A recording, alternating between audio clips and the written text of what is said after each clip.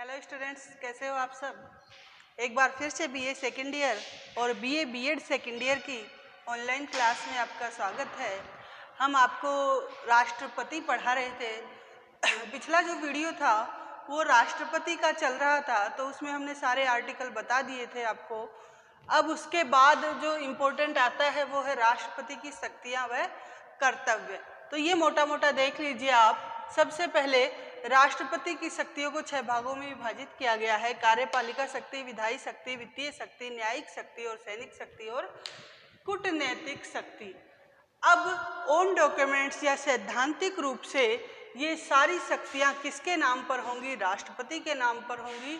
लेकिन वास्तविक रूप में इन सारी शक्तियों का प्रयोग प्रधानमंत्री करता है या उसके द्वारा अधीनस्थ अधिकारी द्वारा करवाया जाता है। अब सबसे पहले हम यहाँ पर देखेंगे कि राष्ट्रपति की कार्यपालिका शक्ति क्या है। तो जैसा कि आपको पता है, सारे देश के काम किसके नाम पर होते हैं? राष्ट्रपति के नाम पे। तो कार्यपालिका में सबसे प्रमुख यही आ जाएगा कि केंद्र के सभी कार्य राष्ट्रपति के नाम से किए जाते हैं।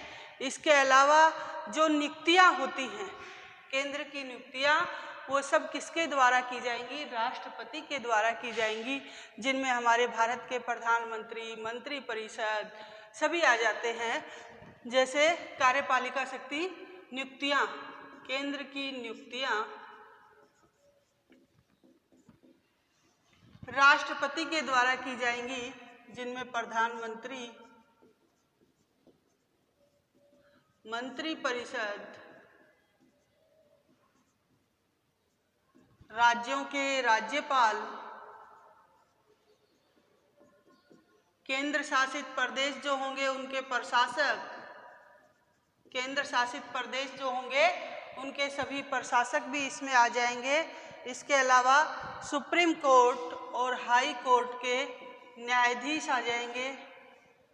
सुप्रीम कोर्ट और हाई कोर्ट के न्यायाधीश। इसके अलावा नियंत्रक और महालेखा परीक्षक, नियंत्रक एवं महालेखा परीक्षक, यूपीएससी यानी कि संघ लोक सेवा आयोग के अध्यक्ष और सदस्य, अध्यक्ष प्लस सदस्यों की नियुक्ति भी यही करता है, यानी कि राष्ट्रपति के द्वारा की जाती है। इसके अलावा आयोग है, वित्त आयोग है, निर्वाचन आयोग है, वित्त आयोग, निर्वाचन आयोग,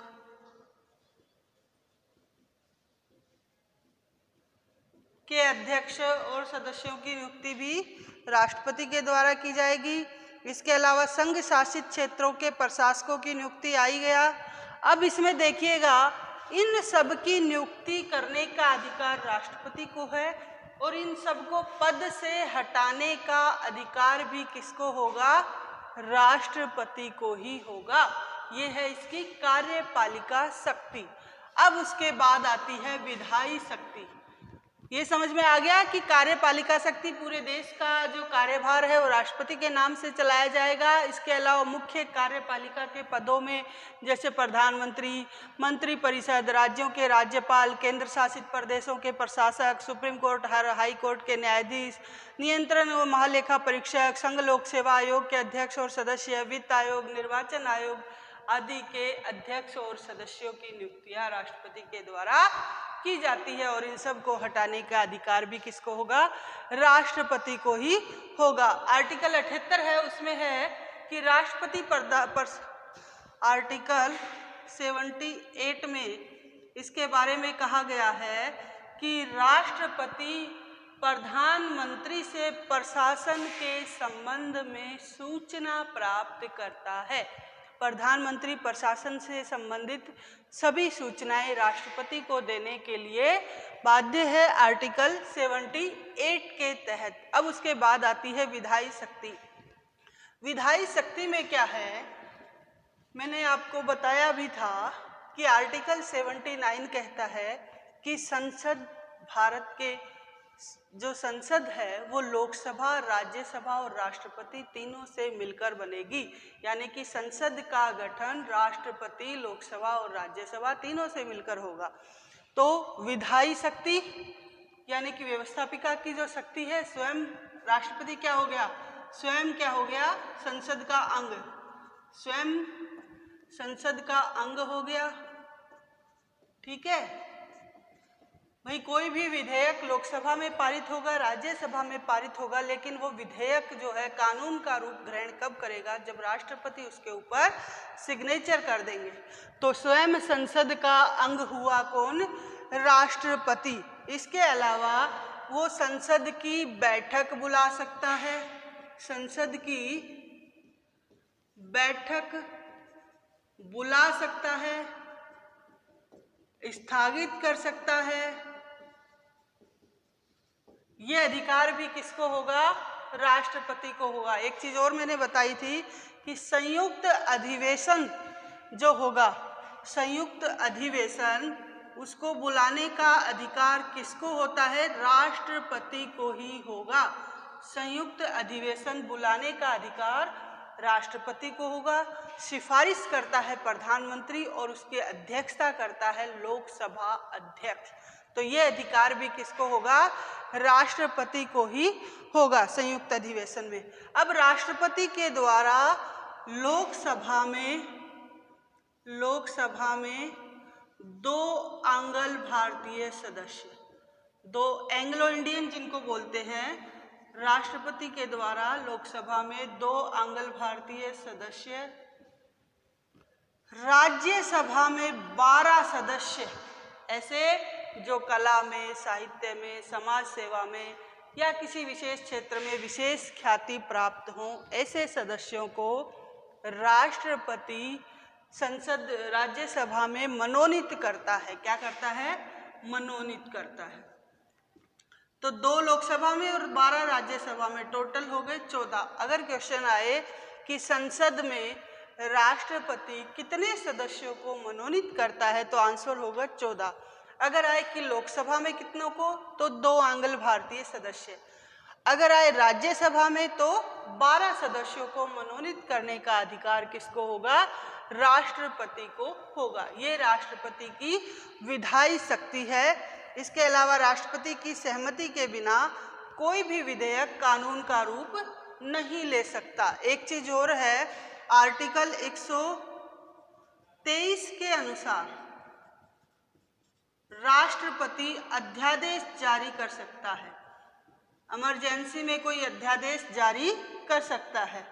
मान लो संसद का कोई भी सेशन नहीं चल रहा और उस समय इमरजेंसी में कोई अध्यादेश या किसी कानून को लागू करने की तुरंत आवश्यकता हो जाती है, तो उस समय आर्टिकल 123 के अंतर्गत राष्ट्रपति को अध्यादेश को जारी कर सकता है। ये अधिकार राज्यपाल को भी दिया गया और राष्ट्रपति को भी दिया गया। तो ये थी राष्ट्रपति की विधायी शक्ति। स्वयं संसद का अंग होगा, संसद की बैठक बुला सकता है, स्थगित कर सकता है, संयुक्त अधिवेशन बुला सकता है, लोकसभा में 2 आंग्ल भारतीय सदस्य और राज्यसभा में 12 सदस्यों को मनोनीत करने का अधिकार रखता है। आर्टिकल 123 के अंतर्गत राष्ट्रपति अध्यादेश जारी कर सकता है। अब इसके बाद आती है वित्तीय शक्ति, समस्त धन विधेयक। देखिए, वित्तीय होता है आय व्यय से संबंधित या धन संबंधी भी इसको कह सकते हो आप। अब विधेयक जो है वो साधारण विधेयक होते हैं और धन विधेयक होते हैं। धन विधेयक यानी कि आय और व्यय से संबंधित विधेयक। साधारण विधेयक को आप किसी भी सदन में रख सकते हो, लोकसभा में या राज्यसभा में पहले रखा जा सकता है, लेकिन धन संबंधी धन विधेयक जो होगा वो सबसे पहले लोकसभा में ही रखा जाता है। किसकी सहमति से, राष्ट्रपति की सहमति से। राष्ट्रपति की सहमति से ही धन विधेयक लोकसभा में प्रस्तुत किया जाता है। इसके अलावा राष्ट्रपति के नाम से प्रति वर्ष संसद में बजट पेश किया जाता है। संसद में बजट पेश किया जाता है। राष्ट्रपति के नाम से हर साल संसद में बजट पेश किया जाएगा। इसके अलावा एक और है कि आकस्मिक निधि पर जो इमरजेंसी के लिए हमारा कोटा होता है, खजाना बोल सकते हो, उस पर किसका नियंत्रण होगा? राष्ट्रपति का नियंत्रण होता है। आकस्मिक निधि पर राष्ट्रपति का नियंत्रण होता है। तो ये मोटी मोटी 3 बातें हैं वित्तीय में, धन संबंधी में, कि समस्त धन विधेयक लोकसभा में राष्ट्रपति की सहमति से रखे जाएंगे। हर वर्ष संसद में बजट पेश किया जाता है, वो किसकी सहमति से? राष्ट्रपति के नाम से। आकस्मिक निधि पर राष्ट्रपति का नियंत्रण होगा। तो ये मोटी मोटी बातें हैं। इसके बाद आती है न्यायिक शक्ति। न्यायिक शक्ति में सबसे पहले आता है आर्टिकल 72। 2 आर्टिकल मोटे मोटे हैं इसमें, एक आएगा 72। इसमें क्या है? देखिए, मैंने पहले भी बताया था कि मान लीजिए किसी व्यक्ति को हाईकोर्ट ने फांसी की सजा दे दी, वो व्यक्ति अपील दायर किया, दोबारा से रिट लगाई और कहाँ गया? सुप्रीम कोर्ट में उसने अपना केस दर्ज कराया, तो सुप्रीम कोर्ट ने भी उसे फांसी की सजा दे दी। अब सुप्रीम कोर्ट हमारी न्यायिक की अंतिम संस्था है, ठीक है, लेकिन मात्र एक व्यक्ति ऐसा है जो चाहे तो उसकी सजा को माफ कर सकता है और चाहे तो उसकी फांसी की सजा को उम्र कैद में भी बदल सकता है। वो व्यक्ति कौन है? वो मात्र राष्ट्रपति है। कौन है? मात्र देश का राष्ट्रपति, देश का स्वामी है। आर्टिकल 72 उनको ऐसा करने की इजाजत देते हैं। क्या कहता है आर्टिकल 72? कि राष्ट्रपति किसी भी अपराधी को पूर्ण क्षमा प्रदान कर सकता है। राष्ट्रपति किसी भी अपराधी को पूर्ण क्षमा, पूरी तरह माफ भी कर सकता है, पूर्ण क्षमा प्रदान कर सकता है। ये राष्ट्रपति की न्यायिक शक्ति है। इसके अलावा एक और अधिकार है आर्टिकल 143 के अंतर्गत, राष्ट्रपति सर्वोच्च न्यायालय से परामर्श भी प्राप्त करता है। 143 के अंतर्गत राष्ट्रपति SC यानी कि सुप्रीम कोर्ट से परामर्श, कोई मुद्दा ऐसा हो जो राष्ट्रपति अपने विवेक से नहीं कर पा रहा है, तो सुप्रीम कोर्ट परामर्श दे सकता है राष्ट्रपति को। ये उनका राष्ट्रपति का विशेष अधिकार है 143 के अंतर्गत, 143 के अंतर्गत। अब आती है सैनिक शक्ति। सैनिक शक्ति, राष्ट्रपति तीनों सेनाओं का सर्वोच्च सेनापति होता है। तीनों सेनाओं का सर्वोच्च सेनापति होता है। तीनों सेनाओं का सर्वोच्च सेनापति राष्ट्रपति होगा। युद्ध की घोषणा, किसी भी देश के साथ युद्ध करना है तो युद्ध की घोषणा राष्ट्रपति के द्वारा की जाएगी। युद्ध की घोषणा राष्ट्रपति के द्वारा ही की जाती है। ये हो गई सैनिक शक्ति की तीनों सेनाओं का सर्वोच्च सेनापति राष्ट्रपति होगा। युद्ध की घोषणा राष्ट्रपति के द्वारा की जाएगी। अब लास्ट बचा है हमारा कूटनैतिक शक्ति कि राष्ट्रपति के नाम पर सभी अंतर्राष्ट्रीय संधियां, किसी भी देश के साथ कोई संधि करनी है, अंतर्राष्ट्रीय संधियां व समझौते किए जाते हैं। इसके अलावा विदेशों में जो हमारे राजदूत भेजे जाते हैं, राजदूतों की नियुक्ति वो भी राष्ट्रपति ही करते हैं।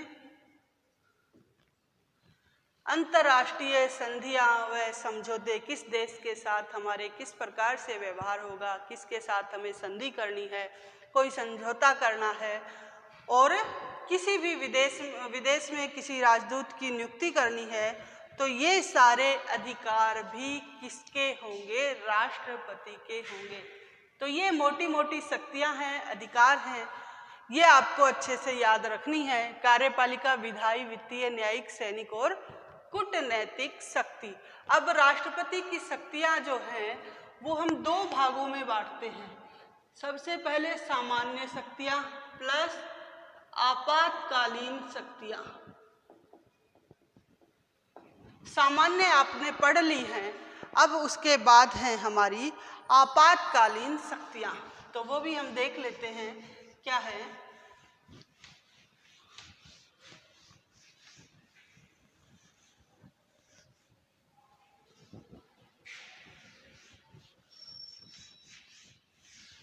आपातकालीन शक्तियों में तीन प्रावधान हमारे यहाँ पर आएंगे। सबसे पहले आपातकालीन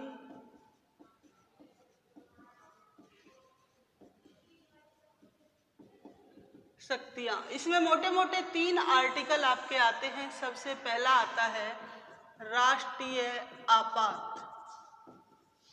ये आर्टिकल अनुच्छेद 352 में आपके आएगा। किसमें आएगा? 352 में राष्ट्रीय आपात। उसके बाद दूसरा राष्ट्रपति शासन, ये आता है 356 में। और तीसरा है वित्तीय आपात, ये आता है 360 में। तो ये मोटे मोटे तीन आपात आते हैं। सबसे पहले राष्ट्रीय आपात क्या है? आर्टिकल 352 में आता है कि युद्ध, बाह्य आक्रमण या सशक्त विद्रोह के आधार पर, मान लीजिए कोई देश हमारे देश पर अटैक कर देता है या क्रांति कर दी जाती है, तो उसके आधार पर लिखित परामर्श के द्वारा मंत्री परिषद जो है वो लिखित रूप से परामर्श देगी और उस परामर्श पर संपूर्ण देश या उसके किसी एक विशेष भाग में राष्ट्रपति के द्वारा राष्ट्रीय आपात की घोषणा की जा सकती है। युद्ध, बाह्य आक्रमण या सशस्त्र विद्रोह के आधार पर।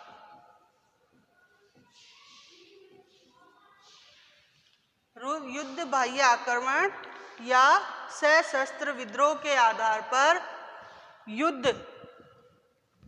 सशस्त्र विद्रोह क्या होगा? मान लीजिए किसी सरकार से हमारी जनता खुश नहीं है तो वो क्रांति के द्वारा उस शासक का तख्ता पलट करने की कोशिश करती है।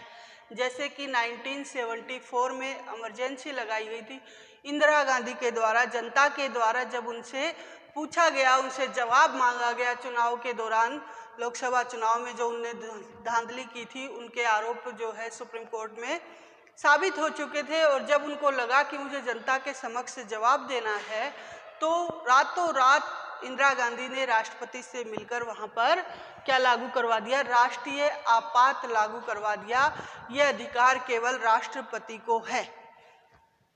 अब इसे संसद के समक्ष 1 माह के अंदर रखना आवश्यक है और जारी रखने के लिए इसे संसद में 1 माह के अंदर रखना आवश्यक है। और जारी रखने के लिए कितने समय की आवश्यकता होगी?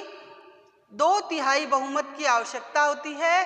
प्रारंभ में 6 माह के लिए 2/3 बहुमत, प्रारंभ में इसे 6 माह के लिए लगा सकते हैं और बाद में इसकी समय सीमा अनिश्चित काल तक बढ़ाई जा सकती है। तो ये छोटा सा है कि जारी रखने के लिए 2/3 बहुमत की, प्रारंभ में 6 माह के लिए, और संसद की अनुमति मिलने पर इसे अनिश्चित काल तक लगाया जा सकता है। अब तक 3 बार लगाया जा चुका है। अब तक 3 बार राष्ट्रीय आपात लागू किया जा चुका है। कौन, कब कब? 1962, 1971 और 1975 में। सबसे पहले 1962 में जब भारत और चीन का युद्ध हुआ, भारत चीन युद्ध। दूसरी बार 1971 में भारत और पाकिस्तान के युद्ध में भारत पाक युद्ध। और तीसरी बार आंतरिक। ये 3 बार राष्ट्रीय आपात लागू किया जा चुका है। छोटा सा है, ध्यान रखना, इम्पोर्टेंट है, कंपटीशन एग्जामों में भी क्वेश्चन आते हैं इसमें से कि राष्ट्रीय आपात आर्टिकल कौन से में आएगा, 352 में। युद्ध, बाह्य आक्रमण या सशक्त विद्रोह के आधार पर इसको लागू किया जाता है। संसद में 1 माह के अंदर रखना आवश्यक है। जारी रखने के लिए 2/3 बहुमत की आवश्यकता होती है। प्रारंभ में इसे 6 माह के लिए लगाया जाएगा, बाद में संसद की अनुमति मिलने पर इसको अनिश्चित काल तक के लिए बढ़ाया जा सकता है। और अब तक 3 बार राष्ट्रीय आपात लागू किया जा चुका है, 1962, 1971 और 1975 में। अब उसके बाद आता है राष्ट्रपति शासन। ये क्या है? मान लीजिए किसी भी राज्य की शासन व्यवस्था संविधान के अनुसार नहीं चलाई जा रही है या संविधान का अतिक्रमण किया जा रहा है, संविधान के प्रावधानों के अनुसार नहीं चलाई जा रही है, तो क्या होगा? राज्यपाल के प्रतिवेदन पर, राज्यपाल के प्रतिवेदन पर राष्ट्रपति के द्वारा उस राज्य में राष्ट्रपति शासन लगाया जाएगा। नॉर्मल सा है, छोटा सा, कि किसी राज्य की शासन व्यवस्था यदि संविधान के प्रावधानों के अनुसार नहीं चलाई जा रही है तो उस राज्य में राज्यपाल के प्रतिवेदन पर राष्ट्रपति के द्वारा राष्ट्रपति शासन की घोषणा की जाती है। इसे संसद के अंदर 2 माह के लिए रखना आवश्यक होगा। इसे संसद में 2 माह के अंदर रखना आवश्यक होगा, 2 महीने के भीतर रखना आवश्यक होगा। प्रारंभ में इसे 6 माह के लिए और अधिकतम 3 वर्ष के लिए लागू किया जा सकता है। प्रारंभ में 6 माह के लिए और अधिकतम 3 वर्ष तक के लिए लागू किया जा सकता है। उसके बाद 1 वर्ष से ज़्यादा अगर किसी राज्य में राष्ट्रपति शासन रखना है तो उसके लिए कुछ बातें आवश्यक होंगी। सबसे पहली बात है कि वहाँ पर राष्ट्रीय आपात विद्यमान हो या चुनाव आयोग चुनाव कराने से इनकार कर दे, ये चीज़ें आवश्यक होंगी। अब उसके बाद आता है कि राष्ट्रपति शासन का सबसे पहले प्रयोग कहाँ किया गया, तो सर्वप्रथम प्रयोग किया गया था इसका पंजाब में। सर्वप्रथम प्रयोग पंजाब के पेप्सू जिले में किया गया था। सबसे अधिक बार अभी तक मणिपुर में लग चुका है, लगभग 10 बार। सबसे अधिक बार संख्या में मणिपुर में लग चुका है। उसके बाद यूपी का नाम आता है और सर्वप्रथम 1951 में, और सबसे लंबा कार्यकाल भी वही है। संख्या में सबसे ज़्यादा बार, संख्या में ज़्यादा बार मणिपुर में, फिर यूपी में 9 बार लग चुका है। ठीक है। अब उसके बाद आता है कि राजस्थान में कितनी बार लग चुका है, तो राजस्थान में 4 बार लग चुका है। राजस्थान में 4 बार लग चुका है। कब कब लगा है? 1967, 77, 80 और 92 में। 1967, 77, 80 और 92 में। तो ये छोटी छोटी बातें हैं कि राष्ट्रपति शासन आएगा आर्टिकल 356 में। ये राज्यों में लागू किया जाता है। किसके प्रतिवेदन पर? राज्यपाल के प्रतिवेदन पर। कौन लगाता है? राष्ट्रपति लगाता है। क्यों लगाता है? जब किसी राज्य में शासन व्यवस्था सही ढंग से नहीं चलाई जा रही है, संविधान का अतिक्रमण हो रहा है या मुख्यमंत्री तानाशाह हो गया है, तो उन परिस्थितियों में राज्यपाल प्रतिवेदन भेजेगा राष्ट्रपति को। राष्ट्रपति के द्वारा उस राज्य में राष्ट्रपति शासन की घोषणा कर दी जाएगी। संसद में इसको 2 माह के भीतर रखना आवश्यक है। प्रारंभ में 6 माह के लिए लगाया जाएगा, अधिकतम 3 वर्ष के लिए लगाया जाएगा। सर्वप्रथम इसका प्रयोग पंजाब में किया गया। संख्या में सबसे ज़्यादा बार मणिपुर में, यूपी में 9 बार, राजस्थान में 4 बार लग चुका है, 1967, 1977, 1980 और 1992 में। अब तीसरा आता है हमारा वित्तीय संकट या वित्तीय आपात। इसमें क्या है कि जब राष्ट्रपति को लगे भारत में वित्तीय खतरा है, उस समय राष्ट्रपति वित्तीय आपात की घोषणा कर सकता है। जब राष्ट्रपति को लगे, मैंने बताया था कि आकस्मिक निधि पर किसका नियंत्रण होगा, राष्ट्रपति का। जब राष्ट्रपति को लगे कि हमारा खजाना खाली हो गया या वित्तीय संकट की स्थिति हमारे साथ आ सकती है, तो उस समय राष्ट्रपति वित्तीय आपात या वित्तीय संकट की घोषणा कर सकता है अनुच्छेद 360 के तहत। उस समय संघ और राज्य सरकार के अधिकारियों का, जो सरकारी अधिकारी होंगे, उनमें वेतन में कटौती की जा सकती है। ठीक है। और केंद्र और राज्यों के बीच जो धन संबंधी बंटवारा होगा, राज्य व केंद्र के अधिकारियों के वेतन में कटौती हो सकती है। इसके अलावा केंद्र और राज्य के बीच जो धन संबंधी बंटवारा होगा, उसमें भी कटौती की जा सकती है, धन संबंधी बंटवारे में। ठीक है। अब इसके अलावा क्या है कि आज तक वित्तीय संकट कभी भी लागू नहीं किया गया है। हमारा सौभाग्य है कि भारत के साथ ऐसी परिस्थितियां आज तक नहीं बनी है कि वित्तीय संकट लागू करना पड़े। अभी तक इसका प्रयोग कभी भी नहीं किया गया है। तो ये हमारी आपातकालीन शक्तियां थी, राष्ट्रीय आपात, राष्ट्रपति शासन और वित्तीय शासन। आज के लिए इतना ही। अगले वीडियो में फिर से हाजिर होंगे एक नए टॉपिक के साथ। तब तक के लिए धन्यवाद।